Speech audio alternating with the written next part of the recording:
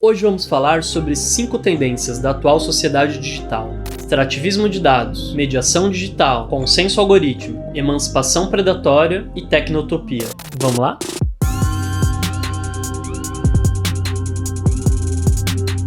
A lógica que impulsiona o desenvolvimento da Big Tech é a do extrativismo de dados, em que os usuários são estoques de informações valiosas. Olhar para a economia digital com esse enfoque esclarece uma série de coisas. Por exemplo, os problemas da distração ou da fadiga online. Geralmente se dá uma resposta moralista e paternalista, de que a internet está nos deixando burros e que a gente tem que ser responsável o suficiente para se controlar, quando na verdade isso pode ser explicado como uma consequência natural dos modelos extrativistas de dados adotados pelos provedores de conteúdo.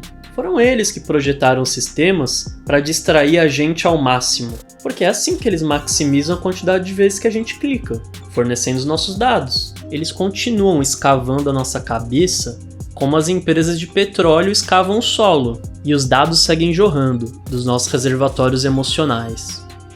A concentração de dados e inteligência artificial nas mãos de algumas poucas empresas pode fazer com que elas se tornem as principais guardiãs da nova economia digital.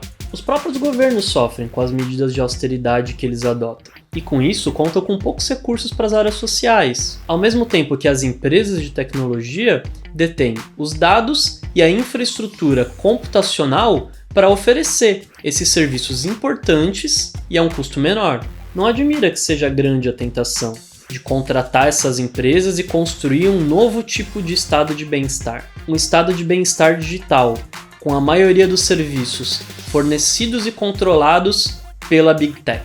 O equilíbrio de poder na política vai privilegiar esses agentes privados, em detrimento dos públicos. A gente vai acabar recorrendo a essas empresas de tecnologia americanas, e não aos nossos governos locais, para a resolução de conflitos ou ataques cibernéticos, por exemplo. Em nenhum outro lugar, essa virada de poder para a esfera privada é mais evidente do que nos atuais esforços para a identificação e eliminação das fake news. Mensagens falsas com discurso de ódio sempre existiram, mas agora elas são distribuídas com mais facilidade porque é assim que o Facebook e o Twitter ganham dinheiro. São modelos de negócio baseados em cliques. Os grandes partidos políticos, por sua vez, não conseguem atacar as causas do problema, porque foram eles, quando estavam nos governos dos países, que privilegiaram a posição que hoje tem as empresas do Vale do Silício, privatizaram as comunicações e não agiram contra as políticas antitrust. Então a saída para lidar com as consequências das fake news acaba sendo exatamente reforçar as gigantes da tecnologia, a confiança que existe nelas, dando ainda mais poder para que elas identifiquem e digam o que é verdadeiro e o que é falso. Ainda que eles recrutem parceiros do mundo do jornalismo para assegurar a legitimidade dos seus esforços, só é possível combater em larga escala com o uso de tecnologia preditiva, que se baseia num consenso algorítmico. Esse consenso usa dados para definir se uma notícia é falsa ou verdadeira, se tal pessoa deve ou não ser assinalada como um potencial terrorista, ou se determinada pessoa deve cometer um crime nos próximos meses. Mas esse consenso é questionável, porque os dados usados por ele não são objetivos, os dados são históricos e refletem desigualdades de poder, passados e presentes. As linhas de código não são neutras. Com tantas consequências negativas, por que o regime de extrativismo de dados não gerou um descontentamento generalizado? Essa é uma boa pergunta.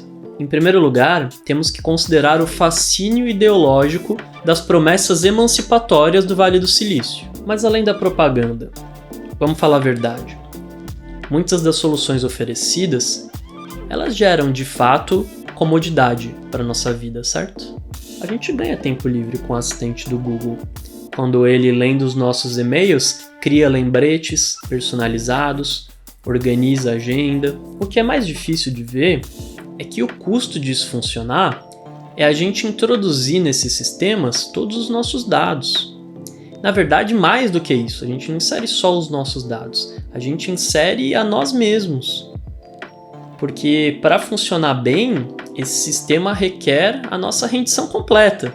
É um tipo de emancipação predatória, em que essa comodidade, ou essa liberdade, se a gente quiser chamar assim, cria outros tipos de dependência.